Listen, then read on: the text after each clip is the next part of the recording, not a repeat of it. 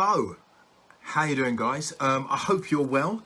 My name's Steve Beckles-Ebusua, the speaker with the orange tie, and yes, guys, welcome to the Orange Room. Those that don't know anything about me, I'm a motivational speaker. I go to schools, colleges, universities and companies around the UK, Europe and in the States. But that has changed quite a lot, as you can appreciate now with the lockdown.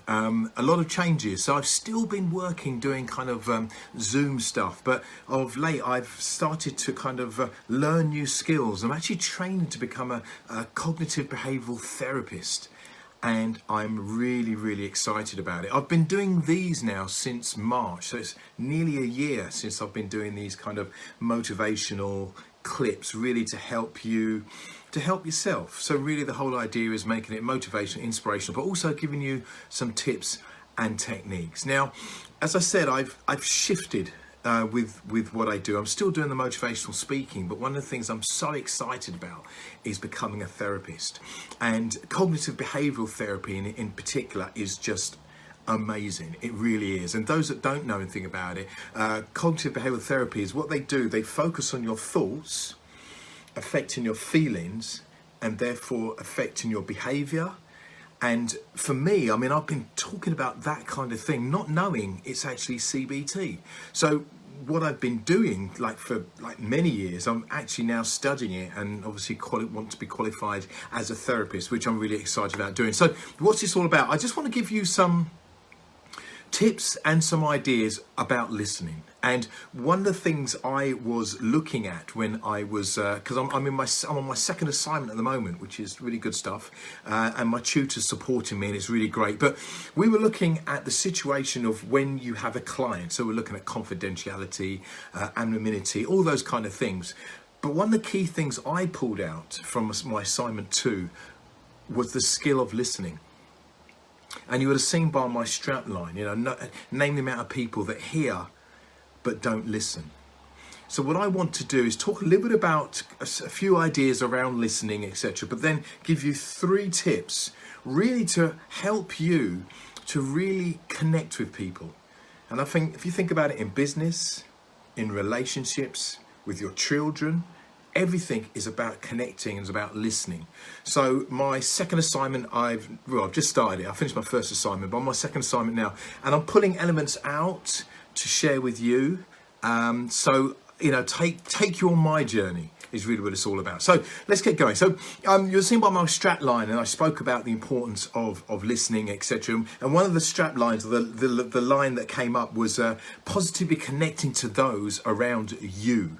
Now here's my prop. I always got my prop here. Look, this is just awesome stuff here. My African man, and it's the headphones, isn't it? How many times you had a conversation with someone and you actually know they're not listening, even though they give the correct sounds in the correct places, but they're not listening?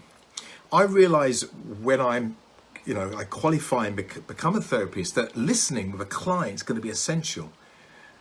But I think not just for a client, but for you when you're talking to people. Listen to this quote, and I love it, and you might have heard me say this before, but it's so important. Listening builds trust. All right, let's say it again. Listening builds trust. Think of anyone in your life that you trust. I bet they're good listeners. I've never had anyone say to me, no, Steve, I've got loads of friends, they never listen to me, and I trust them all. No. So listening is essential, because with trust, you have and you build a relationship, be that man or woman, be that with a business, be that with your child. So trust is important. So listening builds trust. Now, when I was doing my second assignment, they spoke about the qualities in order to be a therapist, and they spoke about empathy, compassion, assertiveness, but the big one was communication. I'm going to give you a few facts. You might be aware of them, you might not. But there's a guy called Dr. Albert Abraham. He's no longer alive, but he said when 2 people are talking, you have words, tone, and body language. Okay, so they're talking to each other, and words, tone, and body language is being displayed.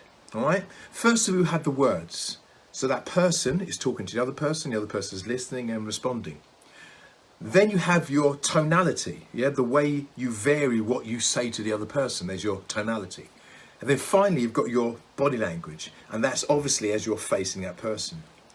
Did you know that words, when you're having a conversation face to face with someone, is only 7%? And this is so important, isn't it? Especially when it comes to listening, because it's the words are tiny. Words do have their place. It's like Elton John once said of Lady Di, she lives her life like the candle in the wind. So they're powerful words.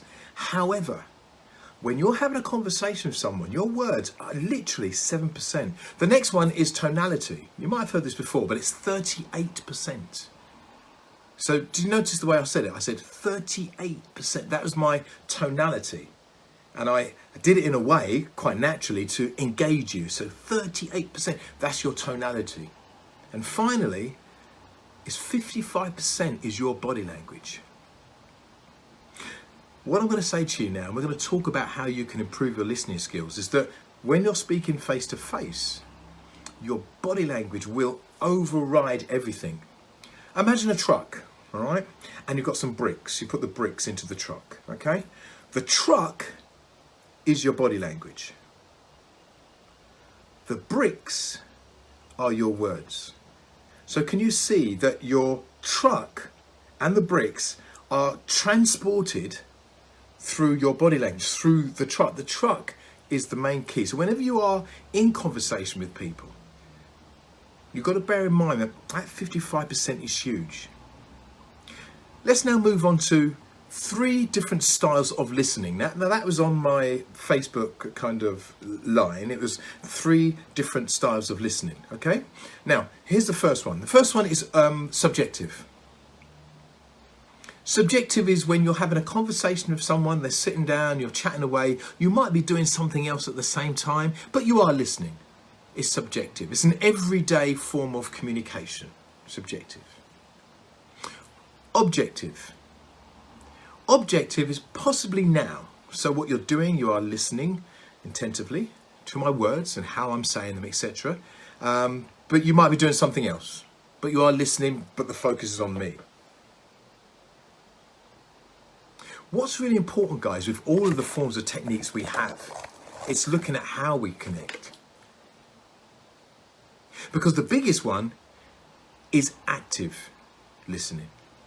Active listening is when you are listening to every single word I'm saying, you're processing it, you're thinking about what I've said, you may be summarizing it in your head, and then you're listening more. Now, I personally believe active listening, we should be doing that all the time.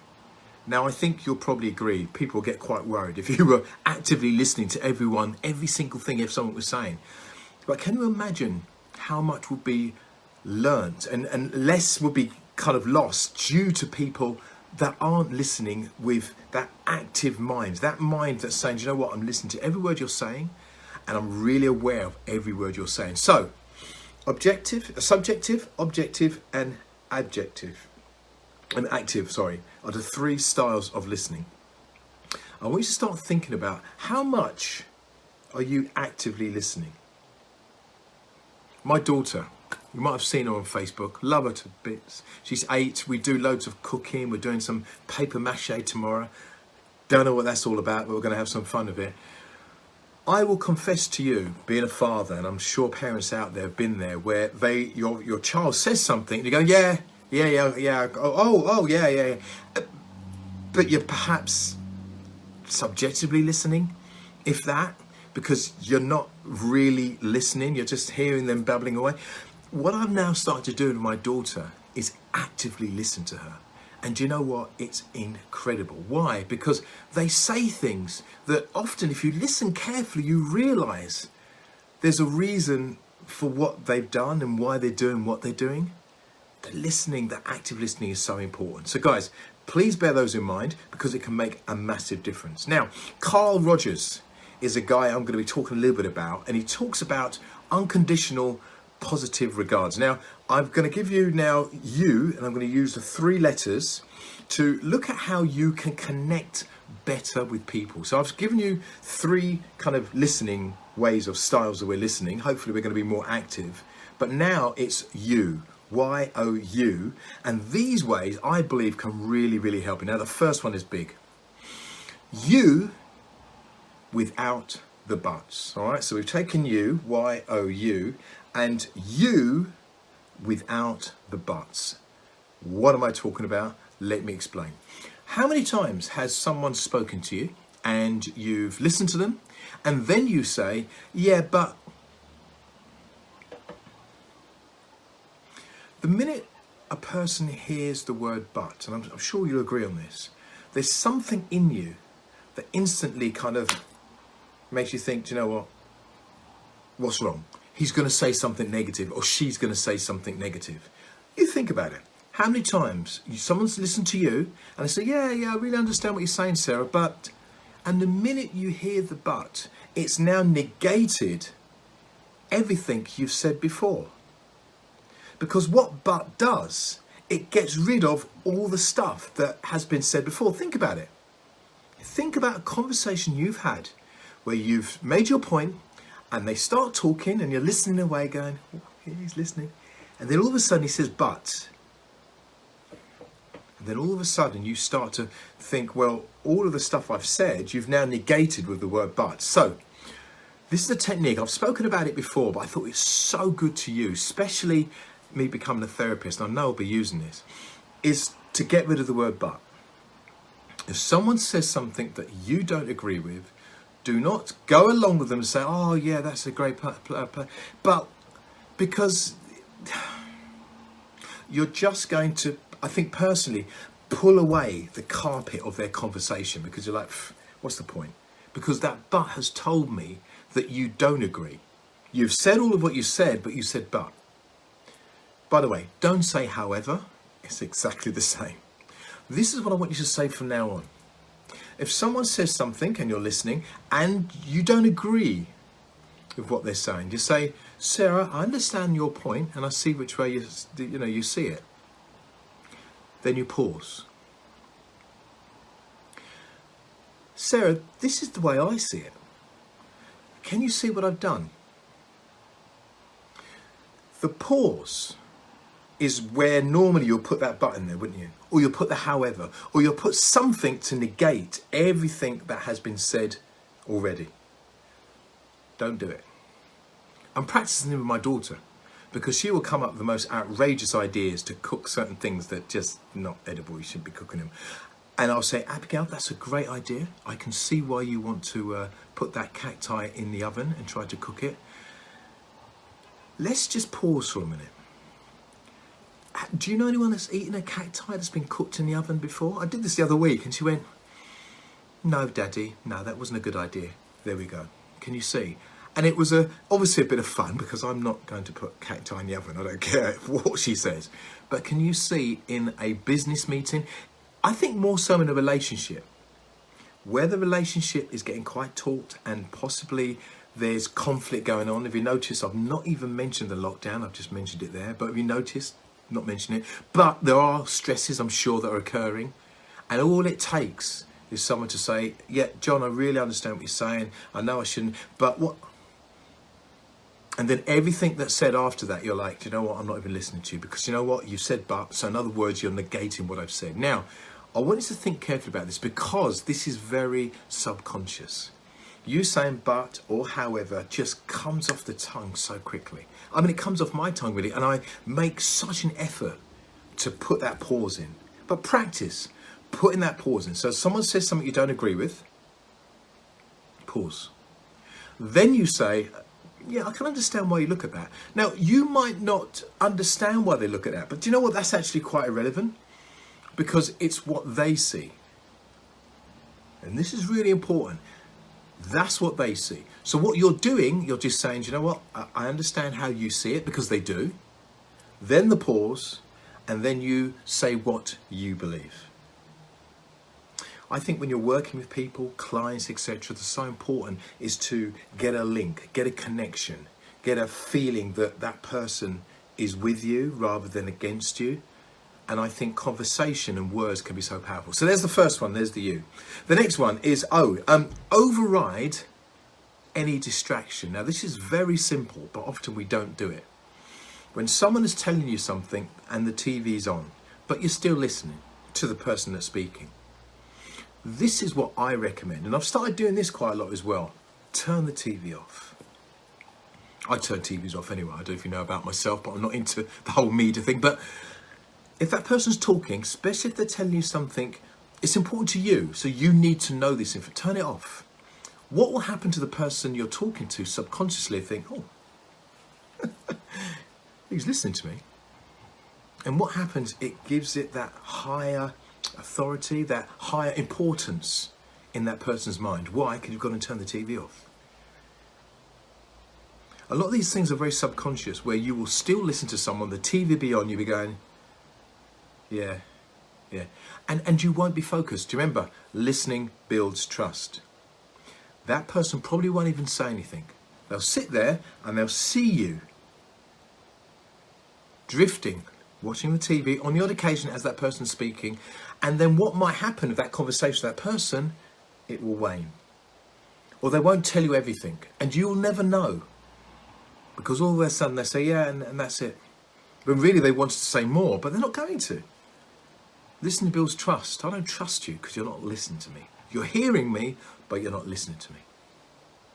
Now the last one, and this comes from Carl Rogers, and I love this quote, is unconditional positive therapy, regard, yeah, UPR.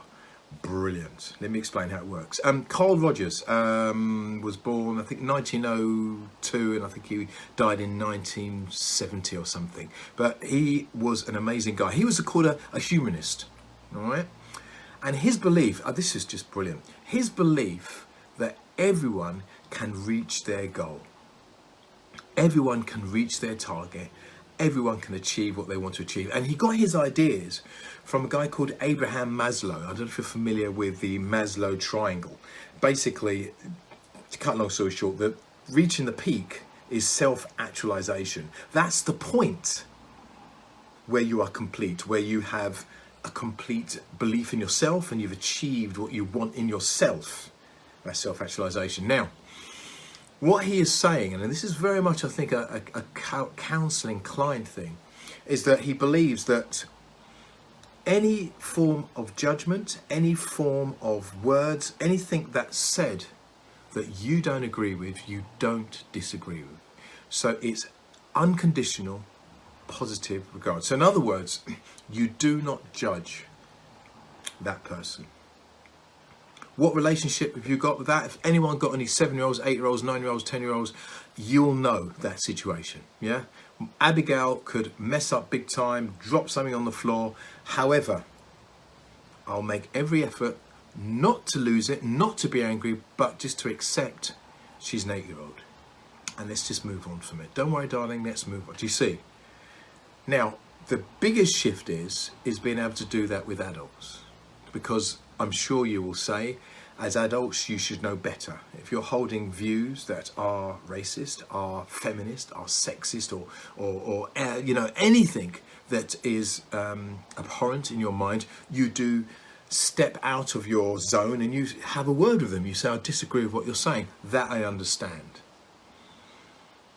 But I want to quote Dr. Wayne Dyer, who said it's so important to have an open mind to everything and an attached mind to nothing. I think me training as a therapist is so important for me to let go of my beliefs and my values when talking to other people. And I'm doing this more and more, especially as I'm talking to friends, and I don't agree perhaps with what they're saying.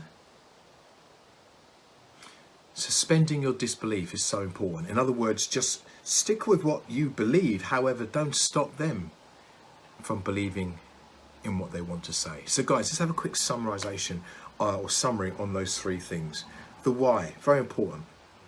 You without the buts. Try this. It's very, very powerful if you can get into the habit of speaking, and when you're listening, don't come out of a but, just come out of a pause and then say what you need to say. Yeah? Next one, override all of those obstacles, those distractions around you.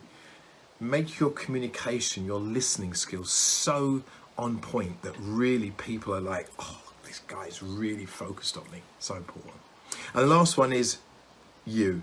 Unconditional positive regards. Now that is really difficult because that is about you putting aside all of your beliefs and values and just listening to what that person has to say. Now that is very much, I do admit, in a client environment, but why can't we practice that with each other? I just think it will make a massive difference. Boom! Guys, thank you so much. I really enjoy these. I really enjoy just sharing what I'm doing with you, and I'm hoping it's useful, and I'm hoping it can make a difference. If you want to see more of my videos, I have loads of them. I have a plethora of videos on YouTube, Orange Online Learning. Type that in. So go to YouTube, Orange Online Learning. I love mixes. I did a rare groove mix the other day. I just love great rare groove music. Also, I love Luther Vandross. I've done a mix on that. But also, there's just straight videos like this where I'm just speaking. And I think the beauty of this, you can stop me, pause me, make notes, etc. Because really, and I say this all the time, I always end this on my talks. It's not us getting through this horrendous situation we're in. It's about getting from it. So what can you become after this is all over? Not what you've got through, it's what you've become. Thank you so much for your time. I hope you have enjoyed it. Guys, have a tremendous weekend, and see you on the next video. Take care. See you later.